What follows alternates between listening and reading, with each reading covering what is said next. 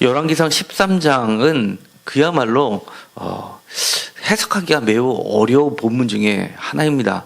대표적으로 난해 구절 중에 하나라고 학자들이 뽑을 정도로 그렇게 매우 해석하기가 어렵습니다.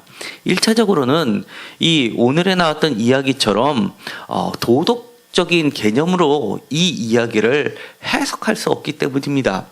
왜냐하면 하나님의 선지자는 하나님의 뜻을 쫓다가 비록 중간에 자그마한 실수를 했지만 비참한 결과를 맞이했고, 그거에 비해서는 매우 악한 선지자인데도 불구하고, 악한 영인데도 불구하고 하나님께서는 그를 그대로 두신다는 것에 대해서는 사실은 우리가 이해하기도 어렵고 받아들이기도 어렵기 때문입니다. 다시 한번 이 말씀을 읽어보면서 이 속에 담겨있는 진정한 하나님의 뜻이 무엇인지를 살펴보는 시간이 되었으면 좋겠습니다. 이 13장 1절은 이렇게 시작이 되고 있습니다. 보라, 그때 하나님의 사람이 여호와의 말씀으로 말미암아 유대에서부터 베델에 이르니 마침 여로보암이 제단 곁에 서서 분향하는지라 라고 되어 있습니다. 이 보라 그때라는 이 그때라는 것은 12장에 있는 이야기를 하고 있습니다. 남유다와 북이스라엘이 갈라지면서 북이스라엘의 왕이 된 여로보암이 이스라엘로 사람들이 북이스라엘에서 남유다 예루살렘 성전으로 가서 예배드리는 것을 막기 위해서 베델과 단에 제단을 쌓고 거기서 예배를 드리게 했다는 그 시점이 되는 겁니다. 우리가 지난번에도 살펴본 것과 같이 사실 베델과 단은 매우 유서가 깊은 지역입니다. 먼저 베델은 시작이 아브라함 때부터 시작이 됩니다. 창세기 12장 8절에 보면 거기서 처음 베델 이야기가 나오게 됩니다. 성서에서 제일 먼저 베델 이야기가 유래가 제단에 대해서 나오게 되는데, 이것은 아브라함이 가족들을 데리고 우르를 떠나서 하란을 지나서 가나안 땅에 최초로 입성했을 때 베델이라는 곳에서 하나님을 만나게 됩니다. 여호와께서 나타나서 이 땅을 너에게 주겠다라고 최초로 약속해줬던 그 가나안 땅이 바로 베델입니다. 그렇기 때문에 이 베델은 그야말로 이스라엘 전 지역에서 가장 성소로서 으뜸으로 칠 수 있는 유서 깊은 곳입니다. 뿐만 아닙니다. 창세기 28장 19절에는 야곱의 이야기가 나오는 것이 바로 또한 베델입니다. 그곳에서 바로 이 우리가 아주 잘 알고 있는 야곱의 사닥다리 이야기도 나오게 되는 것이 바로 이 베델입니다. 그렇기 때문에 이 베델에다가 예루살렘 성전을 대체할 만한 제단을 만들었다라고 하는 것은 없던 제단을 만든 것이 아니라 바로 아브라함 때부터 야곱 때부터 내려오는 유서 깊은 이 기존 성서를, 지방 성서를 더 멋지게 개축했던 것으로 보여지게 됩니다. 한마디로 지방서서를 더 튼튼히 하고 12지파 중에서 대부분의 힘센 지파들, 북쪽 지파들의 연합을 이룰 수 있는 최적의 장소가 바로 야훼 정신을 가지고 있는 이 베델 성소에 있는 겁니다. 또 단지파는 단에다가 성소를 쌓았다라고 하는 것은 이것도 매우 유서 깊은 지역입니다. 사사기 18장 30절에 나오면 모세의 직계 자손들이 사사시대 때 단으로 올라가서 거기서 제사장의 역할을 했던 곳이었습니다. 그렇기 때문에 이 베델과 단은 그야말로 예루살렘 성전에 비해서는 훨씬 더 많은 백성들의 지지를 얻는 장소입니다. 예루살렘 성전은 유서도 없고 또 그것은 원래 이방인들이 섬기는 제사터였다는 것이 거의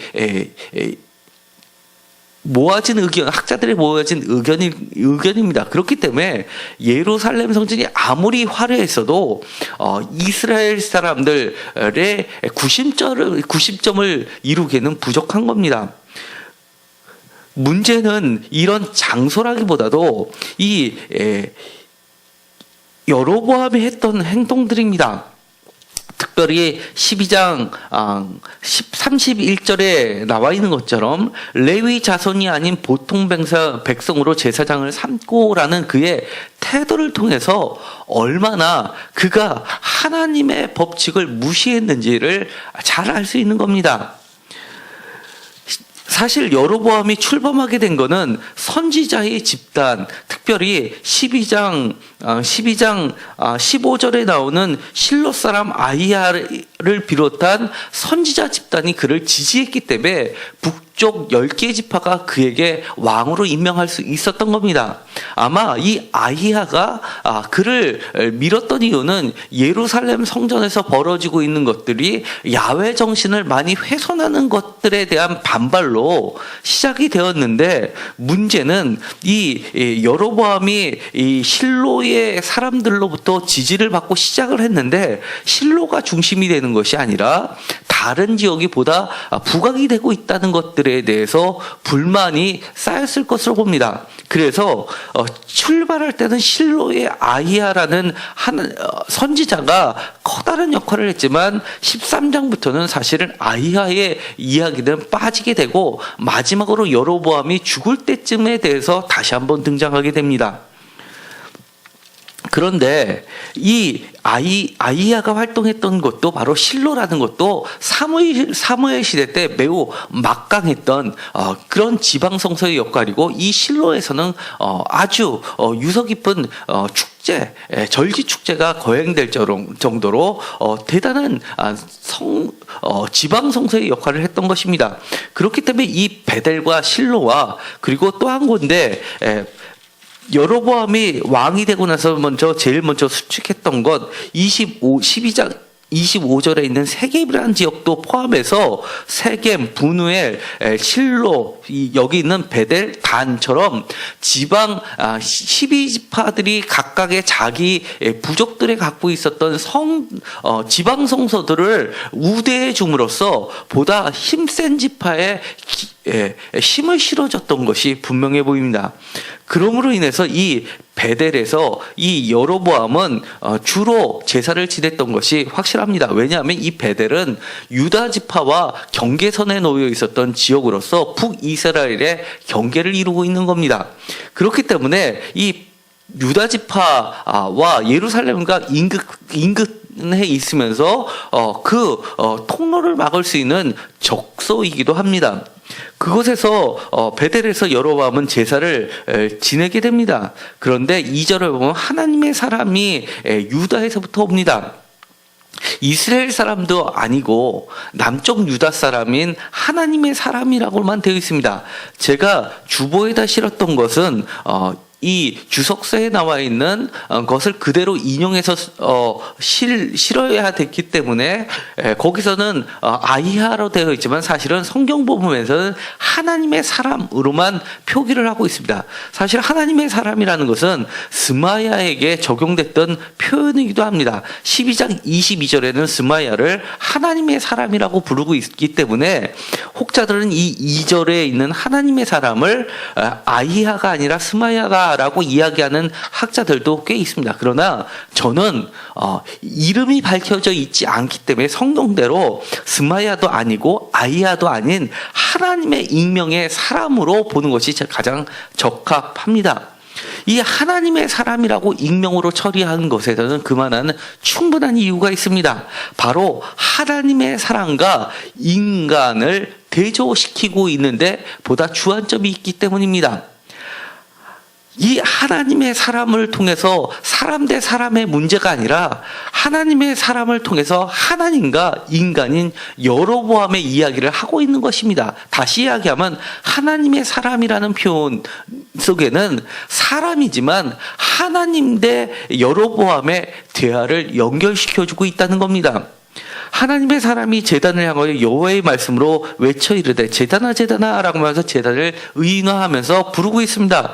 여호와께서 이와 같이 말씀하시기를 다윗의 집에 요시아라 한 이름하는 아들을 낳으니 그가 내 위에 분향하는 산당 제사장을 내 위에서 제물로 바칠 것이요 또 사람의 뼈를 내 위에서 사르리라 하면서 징조를 들으면서 이 징조가 바로 그 베델이란 제단이 갈라지며 그 위에 있는 재가 쏟아진다라는 징조를 이야기합니다. 실제로 이것은 벌어지게 됩니다. 그리고 나서는 여러 가지 우여곡절이 있고 나서 이 여호와의 하나님의 사람은 이런 선포를 하고 나서 자기의 길로 갑니다. 하나님께서 이야기한 것은 바로 9절에 있는 겁니다. 이는 곧 여호와의 말씀이 내게 명령하여 이르기를 떡도 먹지 말며 물도 마시지 말고 왔던 길로 되돌아가지도 말라 하셨습니다 하고 이에 다른 길로 가고 자기가 베델에 오던 길로 되돌아가지도 아니하리라 라고 하면서 아마 이 하나님의 사람은 유다 쪽으로 다시금 돌아가려고 했던 것이 분명합니다. 그런데 이 오늘의 본문인 11절에 베델에 한 늙은 선지자가 살더니 그의 아들들이 와서 이날에 하나님의 사람이 베델에서 행한 모든 일을 그에게 말하고 또 그가 왕에게 드린 말씀도 그들의 아버지에게 말한지다라고 보고를 합니다. 그러면서 그러자 베델의 한 늙은 선지자, 그들의 아버지는 바로 그 늙은 선지자입니다. 그 사람이 어느 길로 가느냐라고 그 아들들에게 물어봅니다. 그리고 나서 이 나를 위하여 나에게 안장을 지으라라고 이야기하면서 그 사람을 쫓아갑니다. 여기서 중요한 표현이 나옵니다. 여호와의 말씀에서 반복이 되고 지금 이 베델의 한 늙은 선지자와 자신의 아들들, 여기는 육체적인 아들도 될 수 있지만 선지자 집단 간에는 아버지와 아들로 불려지는 관계를 통해서 선지자를, 가장 큰 선지자를 아버지라 부르고 나머지들을 아들로 취급하는 집단 선지자 학교를 생각해도 될 수도 있습니다. 왜냐하면 엘리야도 아버지요라는 칭호를 받았기 때문입니다. 그런데 여기서 계속해서 반복되는 이야기가 바로 길입니다. 왔던 길로 되돌아가지 말고 하고 중요한 또 다른 단어가 나옵니다. 되돌아가다, 돌아가다라는 슈브라는 단어입니다. 두 가지가 매우 중요한 키 단어를 이야기합니다. 여호와의 말씀이 지정한 길, 그리고 인간이 다시금 돌아가지 말아야 될 길, 그리고 하나님께로 되돌아가야 될 길, 이런 길에 대해서 끊임없이 이야기합니다. 그러자 이 베델의 한 늙은 선지자도 계속해서 물어보는 것이 있습니다. 어느 길로 가느냐? 그 아들들이 하나님의 사람이 간 길을 보았고 그 길을 알려줍니다. 그러자 13절에 나를 위하여 안장을 태워라라고 하나님의 사람을 뒤쫓아가서 이렇게 이야기합니다. 내가 유다에서 온 하나님의 사람이나 대답하되 그러하다. 15절 그가 그 사람에게 이르되 나와 함께 집으로 가서 떡을 먹으라 라고 이야기를 합니다. 16절에 대답하되 나는 그대와 함께 돌아가지도 못하겠고, 아까 9절에 이야기하는 건 여호와의 명령의 중요한 길, 돌아가지 말라라는 그 명령입니다. 어떤 길을 가라라고 하는 것은 그 하나님이 지시한 그 길 외에 돌아가서는 안 된다는 것이 키워드가 됩니다. 그런데 돌아가라는 겁니다. 나와 함께 돌아가서 그 길에서 돌아가서 여호와의 길에서 돌아가서 나와 함께 떡도 먹고 물도 마시자라고 제안을 하는 겁니다. 그런데 사실은 이 제안은 베델의 한 늙은 선지자에서부터 나온 이야기가 아닙니다. 그 전에 7절을 보면 여로보암 왕이 이 선지자에게 하나님의 사람에게도 했던 말입니다. 7절이 왕이 하나님의 사람에게 이르되 나와 함께 집에 가서 쉬라, 내가 내게 예물을 주리라 라고 이야기했던 겁니다. 그러자 그의 답변이 8절에 왕께서 왕의 집 절반을 내게 준다 할지라도 나는 왕과 함께 들어가지도 아니하고 이곳에서는 떡도 먹지 아니하고 물도 마시지 아니하리니 라고 이야기합니다.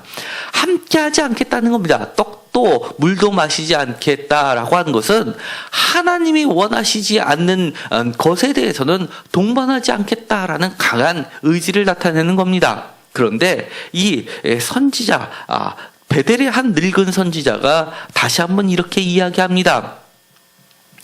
그가 그 사람의 얘기에 대해 결정적인 말을 하나 합니다. 나도 그대와 같은 선지자라. 천사가 여호와의 말씀으로 내게 이르기를 그를 내 집으로 데리고 돌아가서 그에게 떡을 먹이고 물을 마시게 하라라고 했다는 겁니다. 왜냐하면 이는 그 사람을 속이기 위함이다라고 이야기합니다. 그러자 19절에 하나님의 사람은 함께 돌아가서 그의 집에서 떡을 먹으며 물을 마시게 됩니다. 걸려 넘어지게 됩니다. 이렇게 또 베델의 늙은 선지자라는 것은 오랫동안 베델에서 선지자 역할을 했다는 겁니다. 우리가 이미 살펴본 것처럼 베델은 아브라함 때부터 야곱 때부터 출애굽하기 이전부터 거기는 하나님의 야훼의 제단이 있었던 것이고, 이 선지자는 베델의 한 늙은 선지자는 아마 대대로 조상 때부터 이 선지자의 역할을 했던 베델의 유서 깊은 선지자 집안의 출신이었던 것으로 보이게 됩니다. 그렇기 때문에 늙은 선지자라고 이야기하는 거고 아들들이라는 표현을 쓰는 겁니다. 그런데 이상하리만큼 이 이야기는 마치 코미디와 같습니다. 하나님의 영이 서로 다른 선지자에게 서로 상반된 명령을 하는 것처럼 보인다는 겁니다. 그런데 여기서는 그 상반된 명령이 하나는 참된 명령, 하나는 잘못된 속임수라고 이야기를 하는 겁니다. 그만 안타깝게도 하나님의 사람은 왕의 거절도 뿌리쳤는데도 불구하고 나는 그대와 같은 선지자라는 말 때문에, 나도 그대와 같은 선지자고 하나님이 나에게 천사를 통해서 이렇게 이야기해 주셨다는 그 말 때문에 자기가 처음에 하나님의 이야기를 들었을 때를 잊어버리고 다시 한 번만 물으면 될 텐데 그러지 않고 그만 거기에 덜썩 넘어가게 됩니다. 그리고 나선 20절에 이렇게 있습니다. 그들이 상 앞에 앉아있을 때 여호와의 말씀이 그 사람을 데려온 선지자, 아마 이것은 이름은 밝히지 않았지만 베델의 한 늙은 선지자일 것 같습니다. 그 사람의 이만이 그가 유다에서부터 온 하나님의 사람을 향하여 외쳐 이르되 여호와의 말씀이 내가 여호와의 말씀을 어기며 내 하나님 여호와께서 내게 내리신 명령을 지키지 아니하고 돌아서서 여호와가 너로 떡도 먹지 말고 물도 마시지 말라 하신 곳에서 떡을 먹고 물도 마셨으니 내 시체가 내 조상들의 묘실에 들어가지 못하리라 하셨느니라 라고 합니다. 그리고 나서 자기가 데리고 온 선지자가 떡을 먹고 물을 마신 후에 그를 위하여 나귀의 안장을 지우고 그 사람을 돌려보냅니다. 이에 하나님의 사자가 돌아가는 길에 여호와께서 최초에 명하셨던 그 길로 다시금 걸어가는 길에 그만 사자가 길에서 그를 만나 죽이게 됩니다. 그런데 그 사자는 그 옆에 있는 나귀는 죽이지 않고 사람만 물어 죽였습니다. 그러자 그것을 본 사람이 늙은 선지자에게 이야기를 해줍니다. 그러자 늙은 선지자가 다시 한번 27절에 나를 위하여 나귀의 안장을 지우라 라고 하면서 그 시체를 찾아오게 됩니다. 그리고 나선 29절에 정말 이와 같은 넌센스가 없습니다. 늙은 선지자가 하나님의 사람의 시체를 들어 나귀에 실어가지고 돌아와 자기의 성읍으로 들어가서 슬피 울며 장사되 곧 그의 시체를 자기의 묘실에 두고 오라 내 형제요, 오라 내 형제요 라고 하면서 또 웁니다. 그러면서 그를 위하여 슬피 우니라 그러면서 이렇게 이야기합니다. 이 사람은 진정으로 하나님의 사람이었다라고 이야기를 하는 겁니다. 31절 그 사람을 장사한 후에 그가 그 아들에게 말하여 이르되 내가 죽거든 하나님의 사람을 장사한 묘실에 나를 장사하되 내 뼈를 그의 뼈 곁에 두라. 그가 여호와의 말씀으로 베델에 있는 제단을 향하고 또 사마리아 성읍들에 있는 모든 산당을 향하여 외쳐 말한 것이 반드시 이룰 것입니다 라고 이 이야기는 끝납니다. 이 이야기는 결국 이 거짓말을 했던 악한 베델의 늙은 선지자는 아무런 해를 입지 않습니다. 오히려 이 하나님의 사람이 죽은 뼈 곁에 자신의 뼈를 묻어둘라라고 하면서 장수하면서 결국 자기의 영혼까지도 사후의 세계까지도 이 하나님의 사람이 자기를 지켜달라고 하는 행위를 하고 있는 겁니다. 그런데 이 이야기를 보면 너무나 우리가 이해하기 힘듭니다. 도대체 이 선지자는 물 한 번 먹고 떡 한 번 먹었다고 하나님이 전달하고 하자 하시는 그 메시지는 왕에게 분명하게 전달을 했는데도 불구하고 이 사람은 사자에게 찢겨 죽게 되고 조상들의 묘실에도 들어가지 못하고 객지에서 객사하고 남의 무덤에 묻히는 신세가 되고 말았다는 겁니다. 이 이야기를 정말 도덕률 가지고 이야기는 어렵습니다. 그러나 이 이야기는 하나님의 또 다른 전달 방식입니다. 하나님이 하나님의 사람을 통해서 하나님 자신을 계시하는 방식이 있습니다. 먼저 여로보암에게 하는 말씀이 있습니다. 여로보암은 어떤 사람입니까? 하나님이 세우신 북이스라엘 10개의 지파의 왕이었습니다. 그러면서 그를 세울 때도 솔로몬에게 했던 말처럼 똑같이 합니다. 다윗처럼 온전하게 하나님을 쫓으면 그러면 너에게 영원한 왕위를 보장해 주겠다라고 합니다. 솔로몬이 그 말씀을 지키지 못했기 때문에 나라가 나누어졌습니다. 그런데 이 여로보암의 죄를 지적하는데 그 여로보암의 죄가 가지고 있었던 가장 근본적인 생각을 이 13장에서 드러내고 있는 겁니다. 바로 4절입니다. 여로보암 왕이 하나님의 사람이 베델에 있는 제단을 향하여 외쳐 말함을 들을 때 제단에서 손을 펴서 그를 잡으라 하더라. 그를 향하여 펴은 손이 말라 다시 거두지 못하며 라고 되어 있습니다. 이 말씀과 12장에 있는 말씀을 다시 한번 읽도록 하겠습니다. 12장 여로보암의 죄를 이야기할 때 반복되는 죄가 있습니다.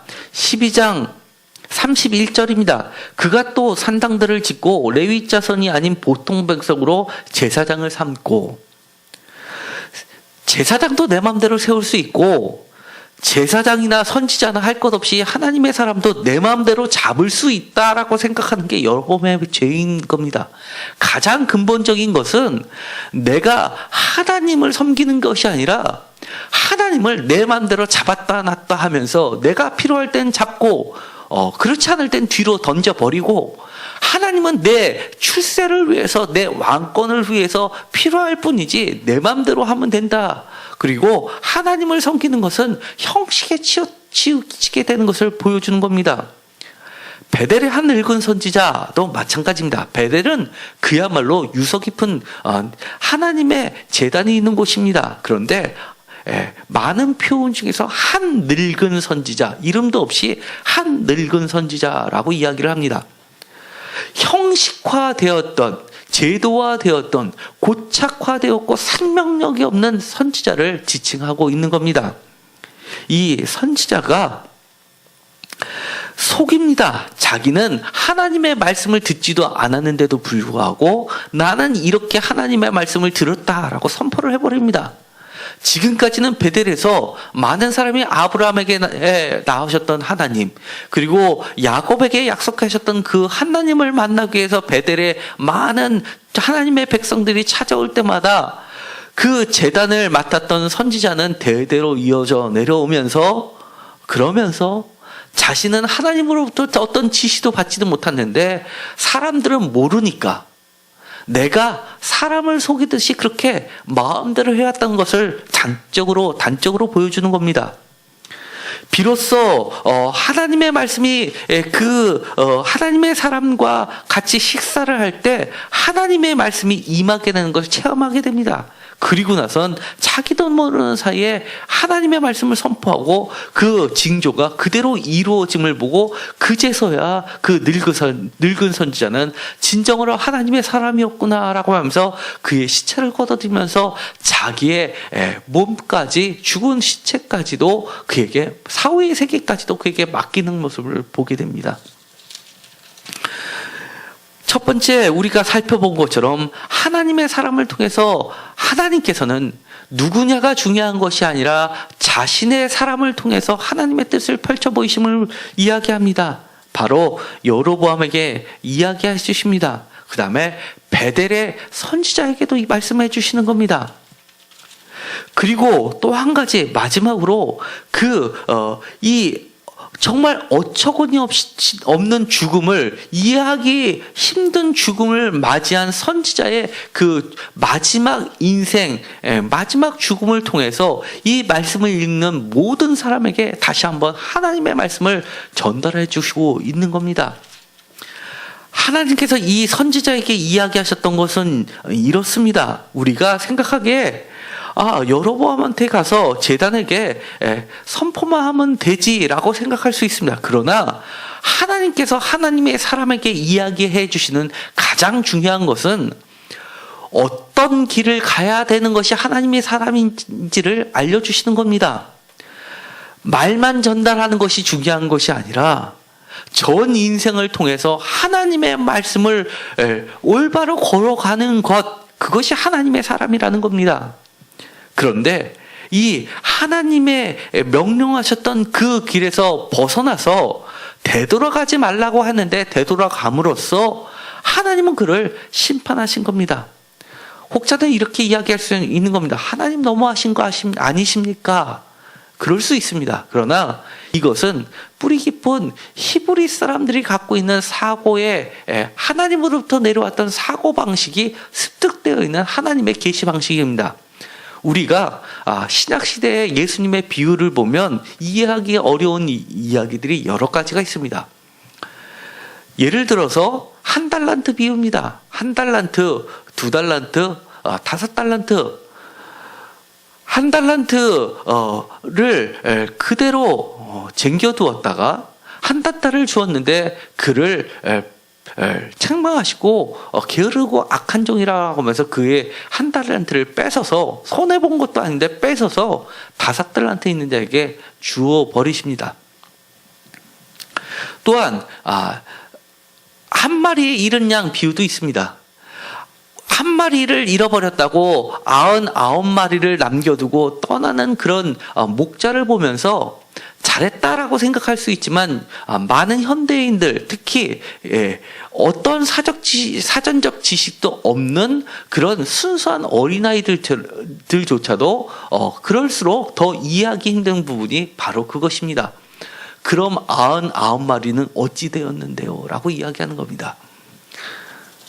다시 이야기하면 중요한 원칙이 무엇이냐 하면 작은 것에서부터 큰 것으로라는 원칙이 있습니다. 무엇이냐면 작은 것을 하셨다라면 당연히 큰 것도 반드시 그렇게 하신다라는 원칙입니다. 이것은 성경을 해석하는 기본 원리입니다. 그래서 유대교의 유명한 랍비가 세운 7가지 성경을 해석하는 원칙, 성경 읽기의 원칙 중에 첫 번째가 바로 작은 것을 지켰다면 큰 것은 반드시 지켜라라는 원칙이 있습니다.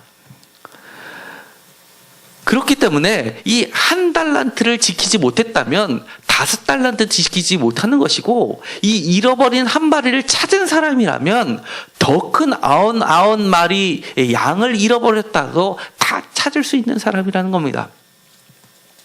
예수님도 직접적으로 이렇게 이야기하신 부분이 있습니다.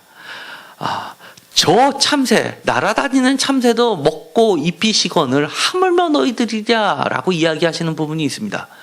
작은 공중에 나는 참새도 하나님께서 돌보시고 입히시는데 더 큰 우리들은 안 지키시겠느냐라는 것이 그 해석의 원칙입니다. 여기서도 마찬가지입니다. 이 작다라고 무시해서는 안 되는 그 작은 것을 지킬 줄 아는 것, 그것이 하나님의 사람이라는 겁니다. 이 여로보암은 하나님께 제사만 드리면 됐지, 하나님께 소를 바치기만 하면 됐지, 굳이 이 하나님의 명령하신 제사장들을 통해서, 레위 자손을 통해서 굳이 제사를 드릴 필요가 뭐가 있느냐라고 생각할 수도 있습니다. 내 마음에 안 들면 저 선지자는 잡으면 되지라고 생각할 수도 있는 겁니다. 그러나 하나님은 그렇게 이야기하고 있지 않는 겁니다. 하나님께서는 오늘의 늙은 선지자와 하나님의 선지자를, 하나님의 사람을 비교하시면서 이 늙은 선지자를 통해서도 베델을 찾는 많은 하나님의 백성들에게도 경고하시는 겁니다. 이 베델이 아브라함 때부터 내가 직접, 야곱 때에도 내가 직접 언약해뒀던 그런 하나님의 성전은 맞지만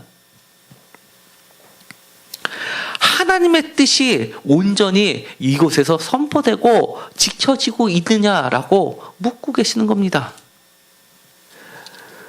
여로보암에게 이렇게 이야기하십니다. 여로보암에게 하셨던 징조가 있습니다. 제다라고 하면서 하셨던 말씀, 요시야 얘기를 합니다. 무려 300년 후에 일어날 왕의 이야기입니다.